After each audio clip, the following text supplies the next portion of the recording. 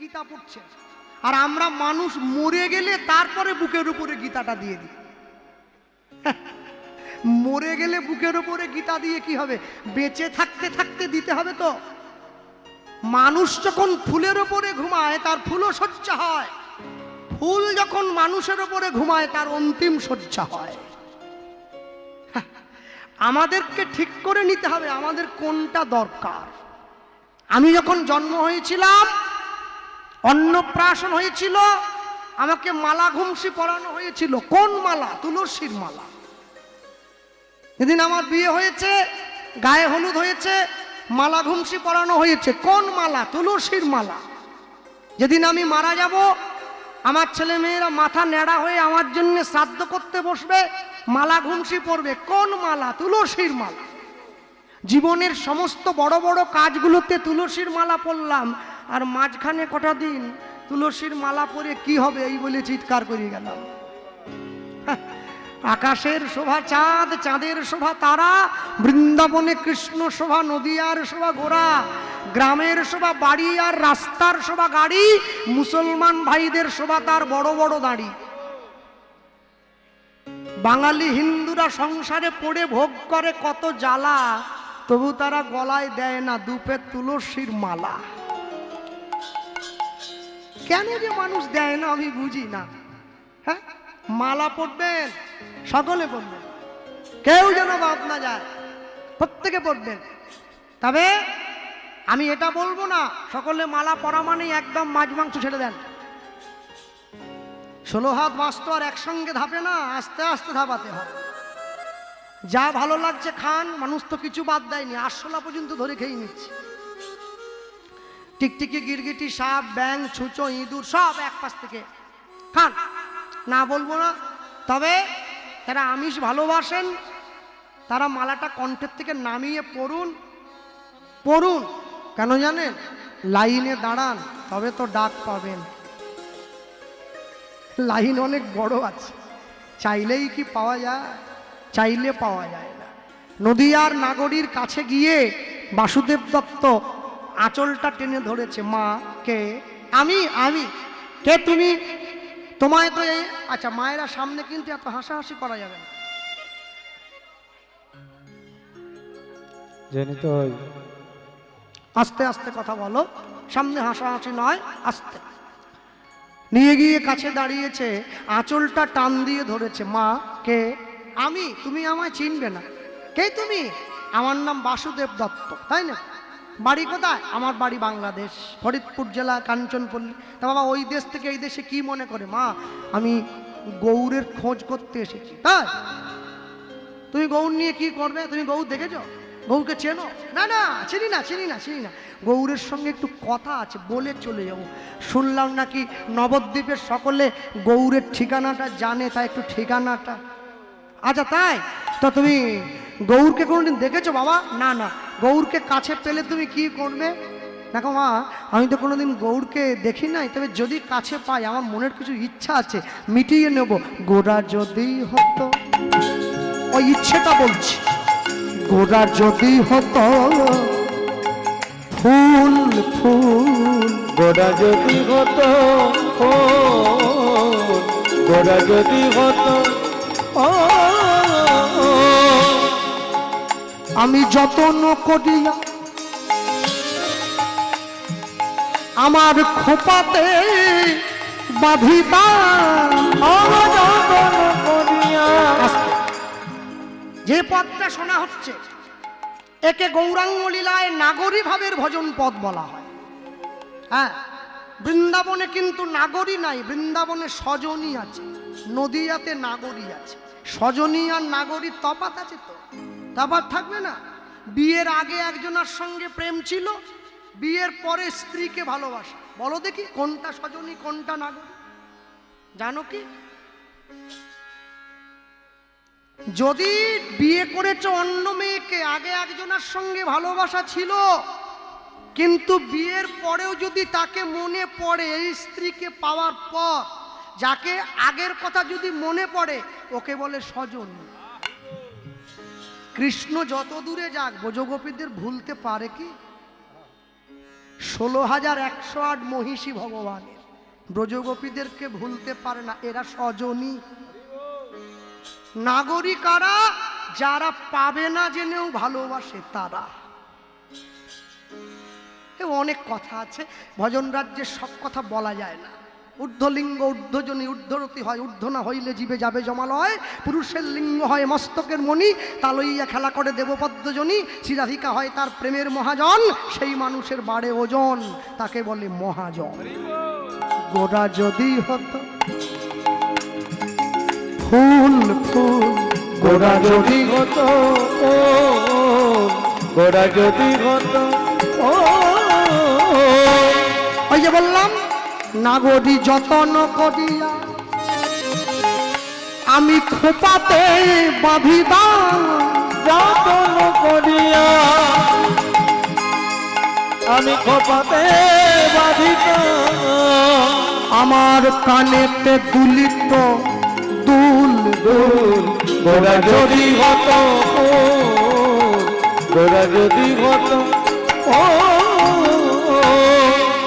নদীয়ার নাগরী ভাবছে, বাহ এইটুকু ছোট ছেলে মহাপ্রভুর সম্বন্ধে যা বলছে, আগে তো সে বাবা আরেকটু বলতো, আরেকটু বল। এই যে যত শুনবে, শোনার ইচ্ছা, একে কর্ণ রসায়ন সমৃদ্ধ প্রেম বলা হয়। 28 প্রকারের প্রেম আছে ব্রজলীলা নবদ্বীপ লীলা মিলিয়ে, 28 প্রকারের। ওখানে 14, এখানে 14, ওখানে সম্ভোগ, এখানে বিপ্রলব্ধ। সম্ভোগ বিপ্রলব্ধ মিলিয়ে যেই প্রেম, তা নদিয়া নাগরীদের মধ্যে আছে। এই যে শুনে আনন্দ, আরো শুনতে চায়। রবি ঠাকুর লিখেছিলেন না, ছোট প্রাণ, ছোট ব্যথা, ছোট ছোট দুঃখ কথা, আছে কিছু মরম অভিক্লেশ, পুরায় মনেরও ব্যথা, জুড়ায় মনেরও কথা, শেষ হয়ে হইল না শেষ। আরো শুনি, আরো শুনি। এই মনোভাব যখন তৈরি হবে, একে কর্ণ রসায়ন সমৃদ্ধ প্রেম বলা হয়। এ বাবা আরেকটু বলতো, বলবো মা, গোরা যদি হতো মতি, গোরা যদি হতো মতি মতি, গোরা যদি হতো মতি। 7 নক্ষত্রে বৃষ্টি হলে সেই বৃষ্টির জল গরুর শিঙে পড়লে গোরচনার জন্ম হয়। সেই বৃষ্টির জল সাপের মাথায় পড়লে মনির জন্ম। সেই বৃষ্টির জল ঝিনুকের মধ্যে পড়লে মুক্তর জন্ম হয়। সেই বৃষ্টির জল বাঁশের মধ্যে পড়লে বংশলোচনের জন্ম হয়। সেই বৃষ্টির জল হরিণের নাভিতে পড়লে কস্তুরীর জন্ম হয়। সেই বৃষ্টির জল হাতির মাথায় পড়লে গজমতির সৃষ্টি হয়। সেই মতি গোরা যদি হতো, গোরা যদি হতো মতি মতি, গোরা যদি হতো মতি মতি, গোরা যদি হতো মতি। আমি হার করি আগে তার কাছে হেরে যেতাম সই, আগে হেরে গিয়ে হার করিতাম। আমি হার করিয়া আমার গলাতে পরিতাম, আর বলিয়া গলাতে পড়িতাম, শোভা যে হইত অতি মতি। গোরা যদি হতো মতি মতি, গোরা যদি হতো মতি। এখোপা, এই বাবা আরেকটু বলবি কি? হ্যাঁ নিশ্চয়। গোরা যদি হতো কালো কালো, গোরা যদি হতো কালো কালো, গোরা যদি হতো কালো, আমি কাজল করিয়া আমার নয়নে পরিতাম, কাজল করিয়া নয়নে পড়িতাম, আমায় কত না দেখাতো ভালো। ভালো। গোরা যদি হতো কালো কালো, গোরা যদি হতো কালো। একদম শেষে গিয়ে বৈষ্ণব মহাজন পদকর্তা কি লিখছেন? জ্ঞানদাস গোস্বামীপাদ লিখলেন, গোড়া যদি হতো মধু, জ্ঞান দাসে কয় আস্বাদ করিয়া, আসাদ করিয়া মজিত কুলেরি মধু, মজিত কুলেরি মধু,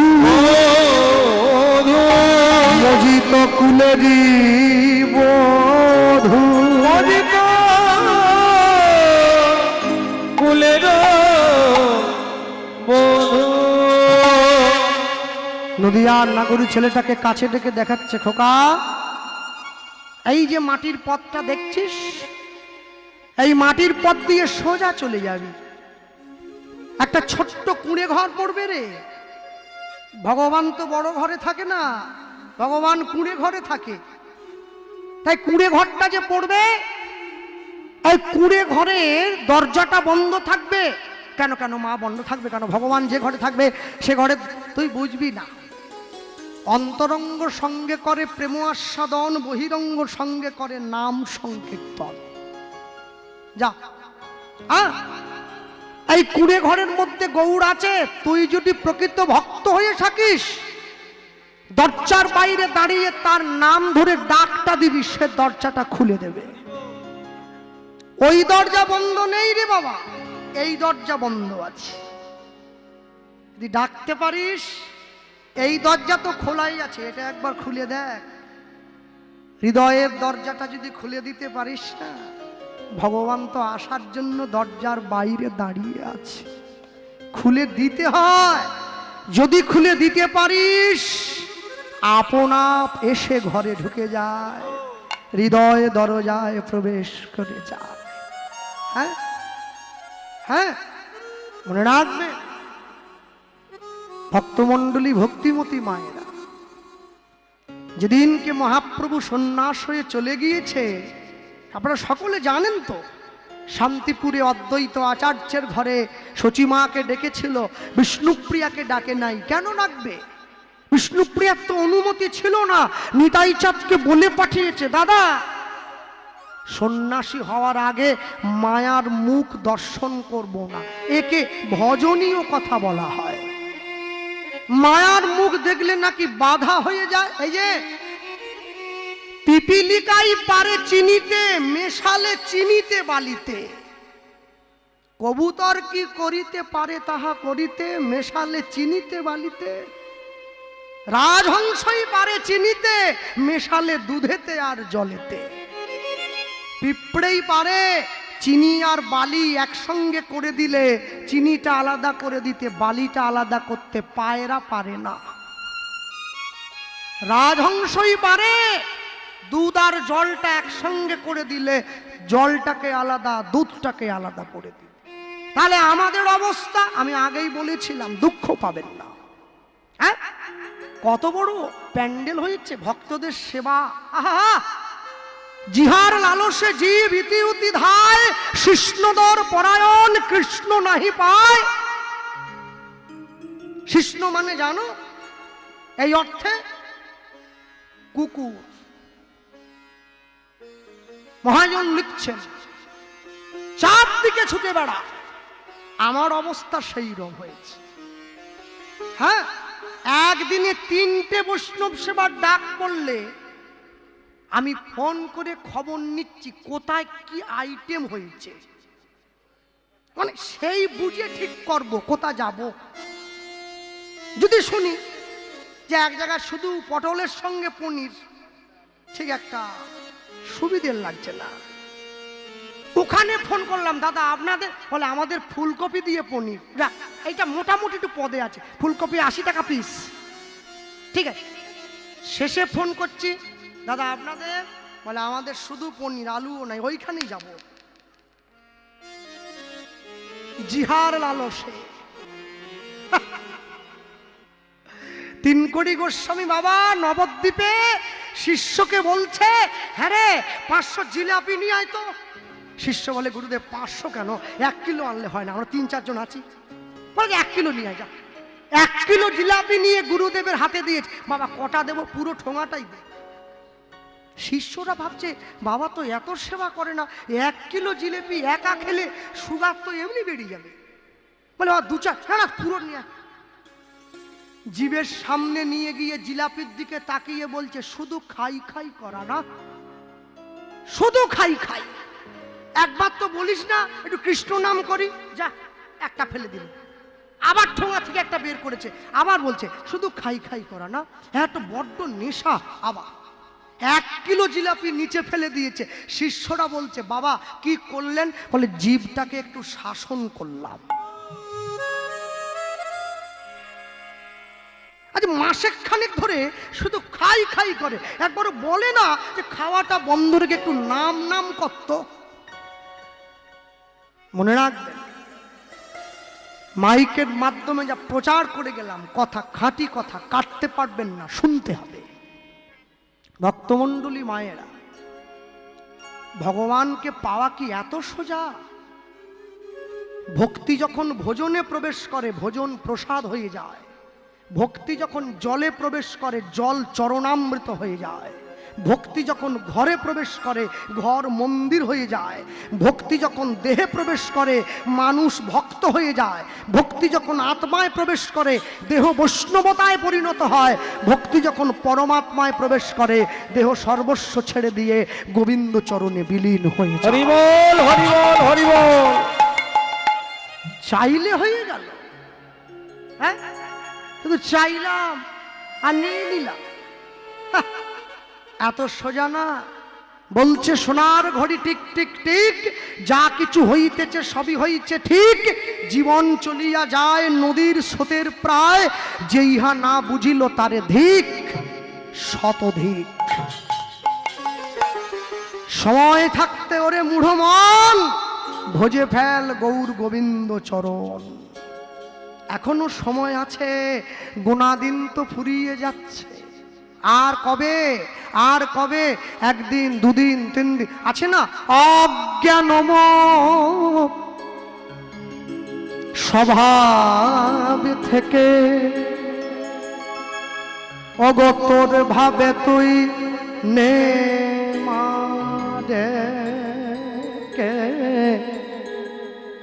অজ্ঞানম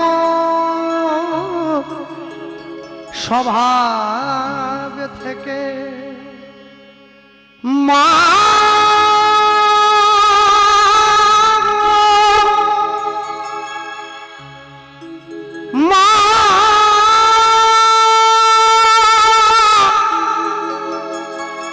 হে মা ব্রহ্মময়ী, হে মা করাল বদনী, পরম বৈষ্ণবী মা, মা গো মা গো মায়া মা, মা গো। অজ্ঞানম স্বভাব থেকে ও মা তোর ভাবে তুই নে মা ডেকে। এবার জ্ঞান চক্ষু মেলে দেখি, জ্ঞান চক্ষু মেলে দেখি, কেমন তুই জ্ঞানদাময়ী। আমার চেতনা চৈতন্য করে দে মা, চৈতন্যময়ী। আমি অচৈতন্য,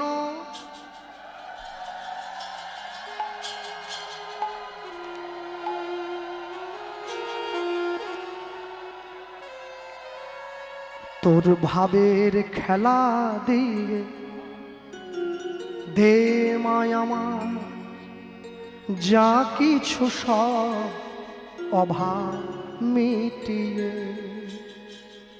তোর ভাবের খেলা দিয়ে ওরে দে মায়ামা, যা কিছু সব অভাব মিটিয়ে। কৌতূহল এ জীবনে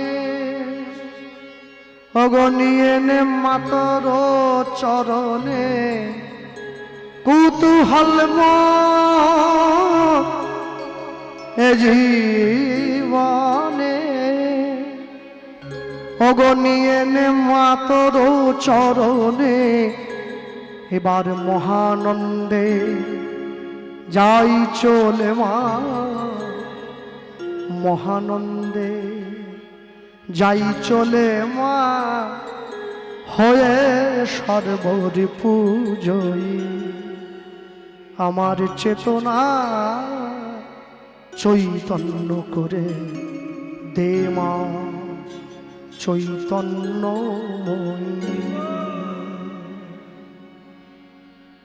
কমিটির বাবু আমাকে খুব দুঃখের সঙ্গে জানালেন, দাদা এবছর হয়তো আমাদের অনুষ্ঠানের শেষ দিন, আগামী থেকে হয়তো অনুষ্ঠানটা আর বাঁচিয়ে রাখতে পারবো না। কেন এ কথা বলছে? কেন কি জন্য বলছে? নাটাগাছির মানুষ হরিনামের প্রতি রুচিটা কমিয়ে দিচ্ছে আস্তে আস্তে। যাদেরকে আপনি দেখছেন হরিসভায়, এই হরিসভাতে 4 ভাগের মধ্যে 3 ভাগ মানুষ বাইরের থেকে ছুটে এসেছে আপনাকে দেখার জন্যে। এলাকার মানুষে আসে না। কেন হবে? কেন আসবে না? কেন তোমাদের অন্তরে একবার ভয় হয় না? জাতিটাকে বাঁচিয়ে রাখতে গেলে নামটাকে বাঁচিয়ে রাখতে হবে। যদি গোড়া পেতে চাও আগে গোড়া ধরো। গোড়া কোনটা? এই নাম। নাম যদি বন্ধ হয়ে যায় মনে রাখবে একটা সময় কিন্তু আস্তে আস্তে তোমরাও হারিয়ে যাবে। সর্বতভাবে চেষ্টা করবে কোনো বৎসর এই হরিনামটা যেন বন্ধ না হয়ে যায়। কি করা যাবে? তো আগামী থেকে যাবে? উলুধ্বনি দিয়ে কমিটিকে জানাও। নিতাই গৌর প্রেমানন্দে হরি বল হরি বল হরি বল। হ্যাঁ, বন্ধ হবে না। মায়েরা বলে দিয়েছে নাম চলবে, চলছে, বন্ধ আমরা করব না। হ্যাঁ, ভক্তমণ্ডলী মায়েরা শ্রীবাস সঙ্গনের বহির্দরজায় এসে বাসুদেব দত্ত দরজায় টোকা দিচ্ছে, গৌর হরি দরজাটা খোলো, গৌর হরি। শ্রীবাস পণ্ডিত ছুটে গিয়ে দরজাটা খুলে দিয়েছে। কে তুমি বাবা? আমাদের প্রভুর নাম ধরে ডাকছো কে?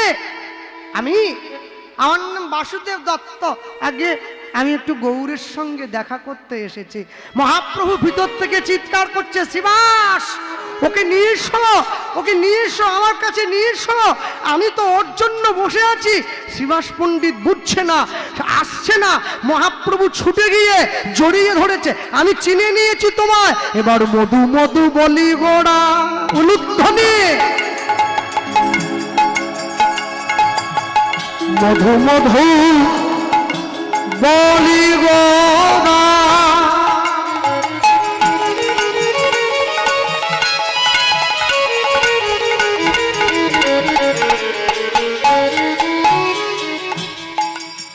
জড়ায়ে ধরিল এবার মধু মধু বলি গোরা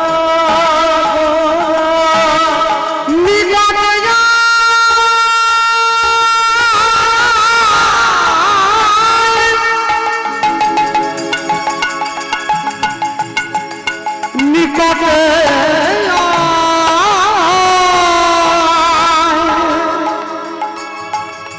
কাছে যা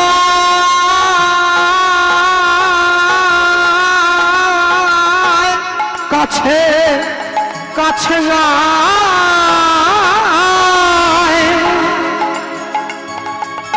কাছে যায়, কাছে যায়, কাছে যায়, কাছে যায়। এবার মধু মধু বলি গোরা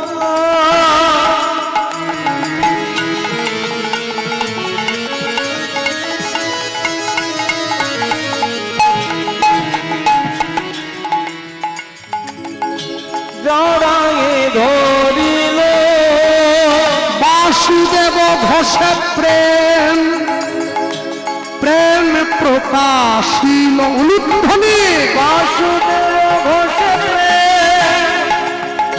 প্রেম প্রকাশিল বাসুদেব।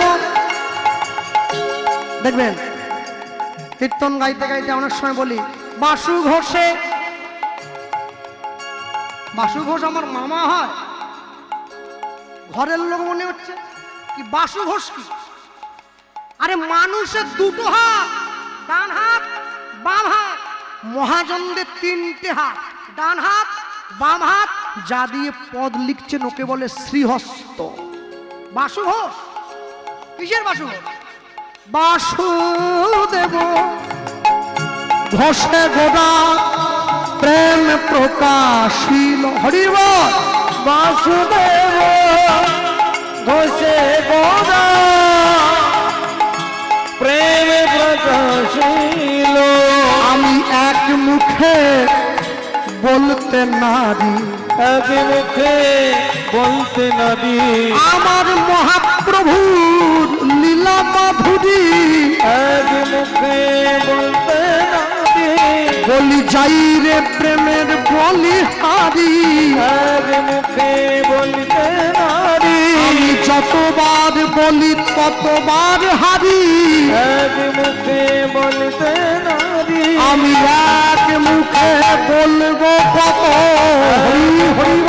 বলিতে নারী, এক মুখে বলবা কত, এক মুখে বলিতে নারী, এক মুখে বলিতে নারী, এক মুখে বলিতে নারী।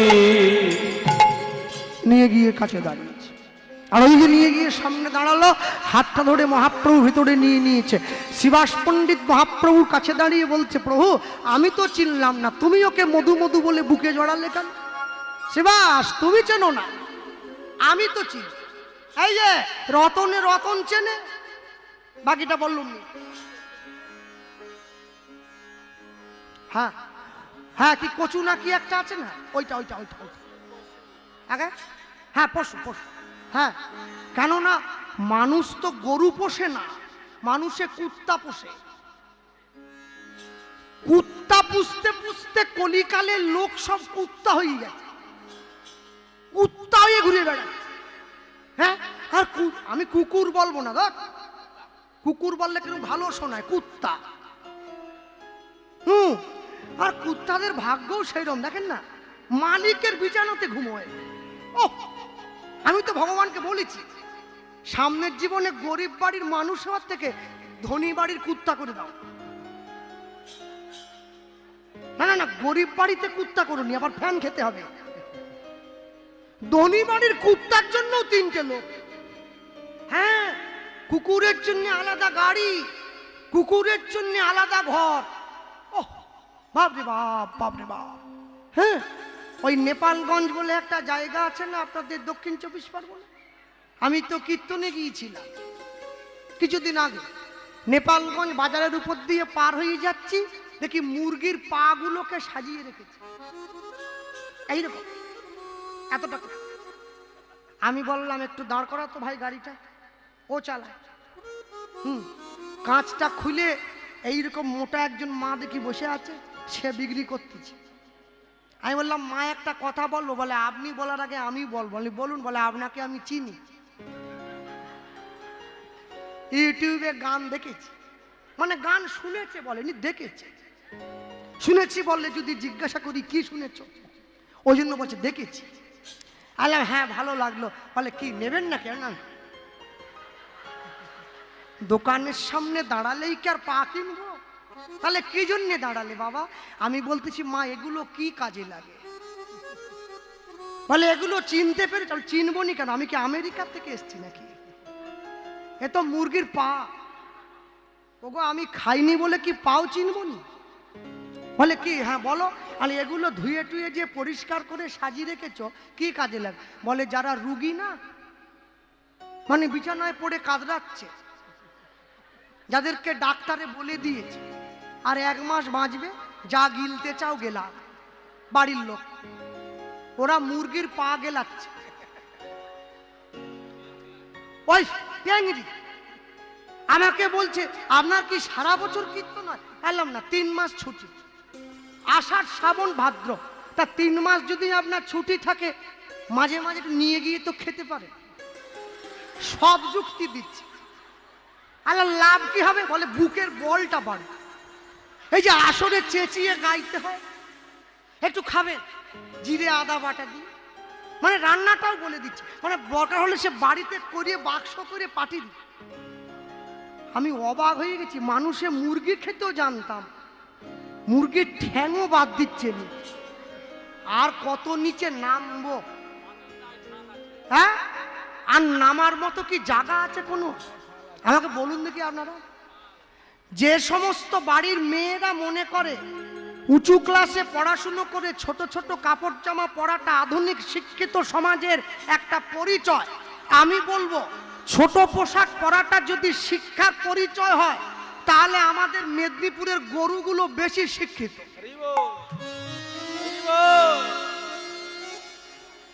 ওরা পোশাকই পরে না, এমনি ঘোরে।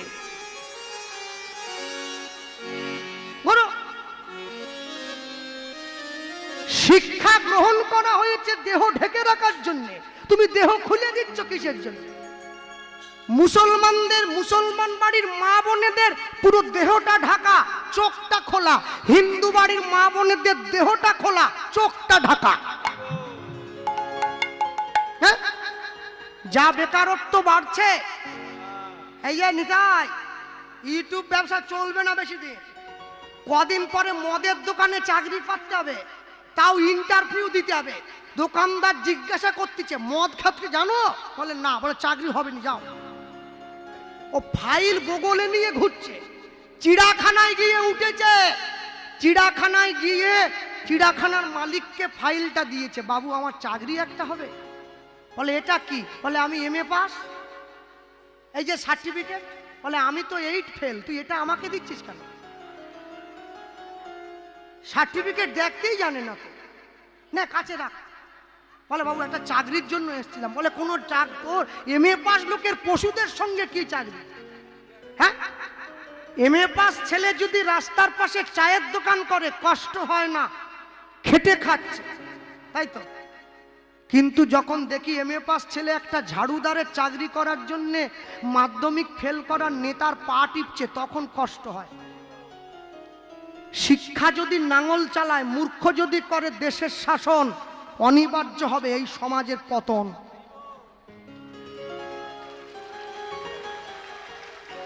আটকে রাখতে পারবে না কেউ। কে আটকাবে? কারো ক্ষমতা নেই, সমাজ চলে যাবে। ওকে বলতেছে আমার সঙ্গে আয়। আপনারা ভাববেন না, জানো যে খাঁচা দেখতেছেন দড়ি দিয়ে ঘেরা, এরকম একটা খাঁচা আছে চিড়াখানা, ওটা খালি। বলে তোকে ওইটাই ঢুকতে হবে। ও চিন্তা করতেছে MA পাস করে খাঁচায় গিয়ে ঢুকবো। এই কাজে কিসের লাজ? হোক না যেমন কাজ, মাথায় তুলে নিতে পারি সব কাজেরই সাজ। কি সিনেমা যেন গানটা ছিল, ওরা জানে না, ছেড়ে দাও। বলে ওখানে ঢুকবো। বলে হ্যাঁ, সব এমনি ঢুকলে হবে না বাবা। কি করবো? ওই দেখ একটা বন মানুষের ছাল পড়ে আছে, ওটা পরতে হবে। বলে MA পাস করে বন মানুষের ছালও পরবো? চিন্তা কর, রোজগার কমে গেছে। ও হ্যাঁ ঠিক। কি করবি? ওই ছালটা পরবি, সরকারি চাকরি তো, 10টা 4টে ডিউটি দিতে হবে। বলে খাঁচায় ছাল পরিয়ে বসে থাকলে হবে না। তোর কাজ দিয়ে যখন দর্শনার্থীরা ভিড় করে যাবে, তুই শুধু একটা কাজ করবি, খাঁচার সামনে গিয়ে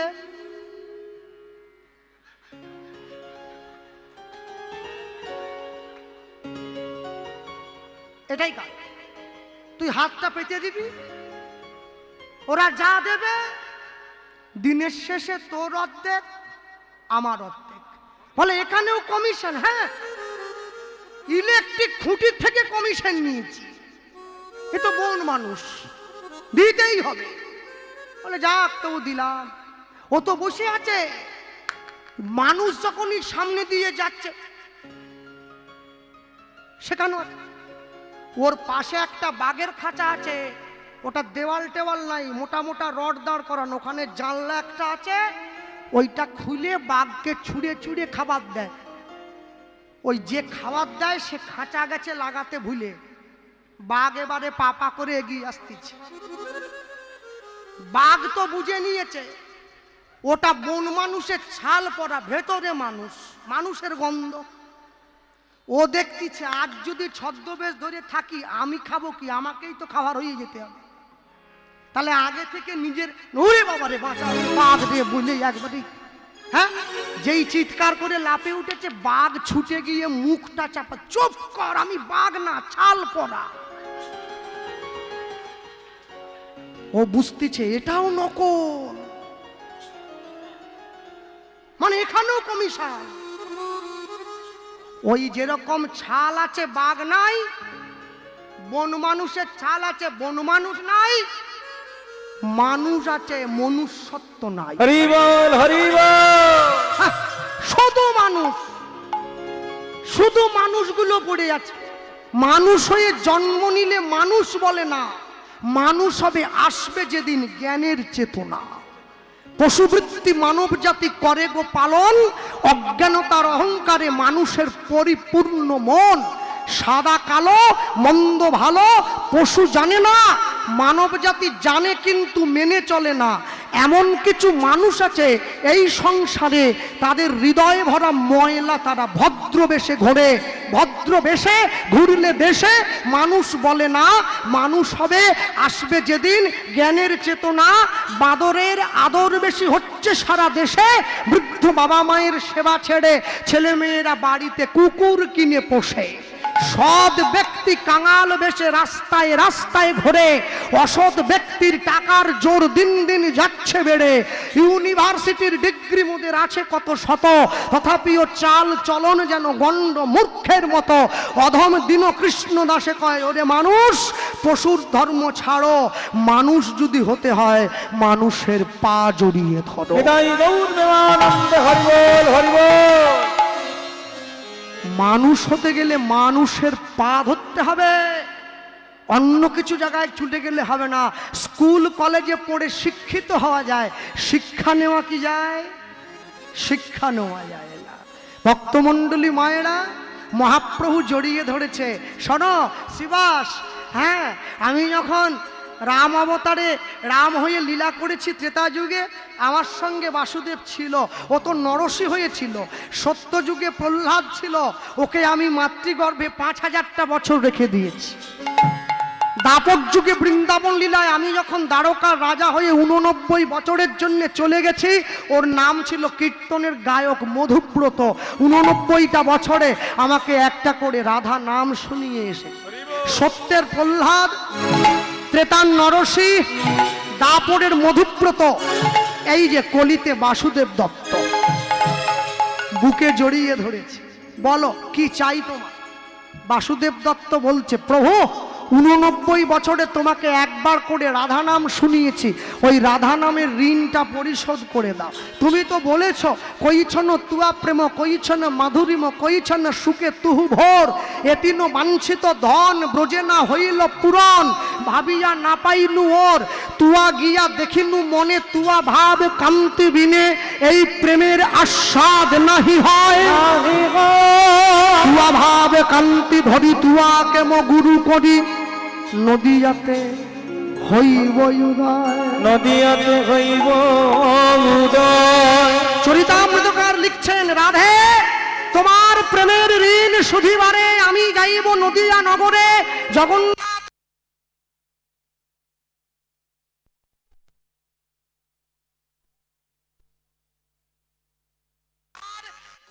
পাপের ভার, জন্ম নেব পুনর্বার, নদিয়ায় হব অবতার। সেই কৃষ্ণ নদিয়ায় চৈতন্য গোসাই লীলারস আস্বাদিতে দেহে মিলে হইছে এ কথায়। নিয়ে এসে দাঁড়িয়েছে বক্ষ মাঝে, কি নিবিত বল আমায় বাসুদেব। বাসুদেব দত্ত বলছে প্রভু প্রভু, এই যে শোনো শোনো, আমি তোমার কাছে অন্য কিছু নেব না, তোমার কাছে যা চাইব তুমি আমায় দিয়ে দাও। কি নিবি আগে বল।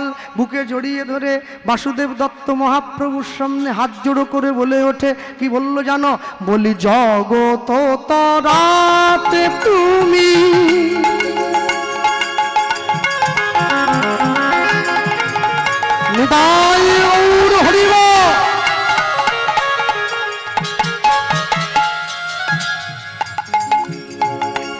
জগত তরা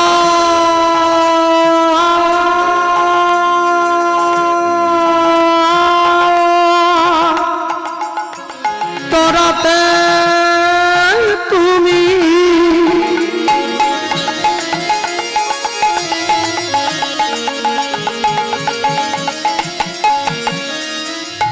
লক্ষ্য রাখুন সবাই কি চাইছে মহাপ্রভুর কাছে। আইলে নদিয়ায়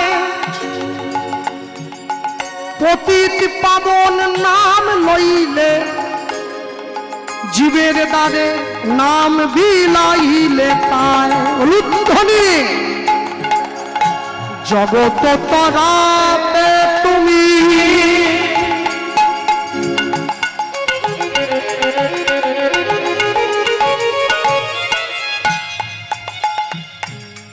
আইলে নদী যায় নদী যায়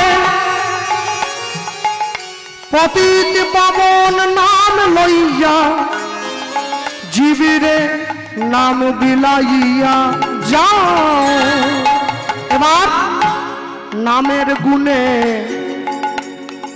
নামের গুণে নামের গুণে বোবা কথা বলে পঙ্গু গিরি লঙ্ঘন করে। নামের গুণে বোবা কথা বলে খোড়া গিরি লঙ্ঘন করে। নাম কি হয়? নামের গুণে বোবায় কথা বলে পঙ্গু গিরি লঙ্ঘন করে। আচ্ছা প্রভু আমায় সত্যি করে বলো তো, সকল পতিত জীব তুমি লইবে কি পারা পারে? সকল পতিত জীবের তুমি লইবে রে পারা পারে? প্রভু প্রভু সকল জীব উদ্ধার হবে না, উদ্ধার হবে না প্রভু সকল জীব উদ্ধার হবে না, সকল জীব উদ্ধার হবে না। কেহ মায়া মোহে পড়িয়া রইবে, সকল জীব উদ্ধার হবে না। সব জীব যদি উদ্ধার না হয় কি হবে? তোমার নামের উপরে কলঙ্ক লাগিবে, সকল জীব উদ্ধার হবে না। কলি পতিত পাবন বলে তোমায় কেহ না ডাকিবে, সকল জীব উদ্ধার হবে না। তুমি শোনো শোনো আমার কথা, সকল জীব উদ্ধার হবে না। বলি নামে প্রচার করব আমি, সকল জীব উদ্ধার হবে না। প্রেমানন্দ হরি গহ সবে